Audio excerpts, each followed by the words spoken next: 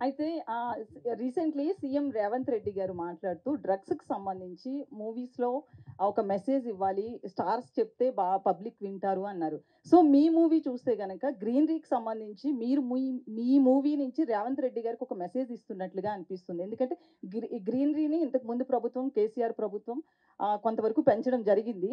So, మీ cinema నుంచి రేవంత్ రెడ్డి గారికి ఇండైరెక్ట్‌గా మెసేజ్ ఇస్తున్నట్లు అనుకోవచ్చా? రేవంత్ రెడ్డి గారు మన సొసైటీలో భాగమే కదా! అందరికీ ఇస్తున్నాం మెసేజ్. మాకు గూడా ఇచ్చుకుంటున్నాం. గుర్తు తెచ్చుకోండిరా మీరు. మా ప్రొడ్యూసర్, డైరెక్టర్ గారు ఈరోజు మా అందరికి గూడా పూలతో చెట్ల తోటలు గిఫ్ట్‌గా ఇచ్చారు. So, it reminded me definitely oh my God! I have to have more greenery in my house.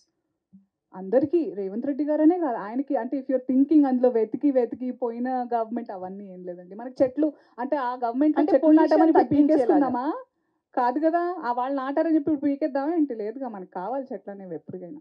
It's not it's for all of us. మనమందరం ఒక కమ్యూనిటీ, సొసైటీ మనందరికీ ఆహ్, మూకుమ్మడిగా కావాల్సింది నేచర్.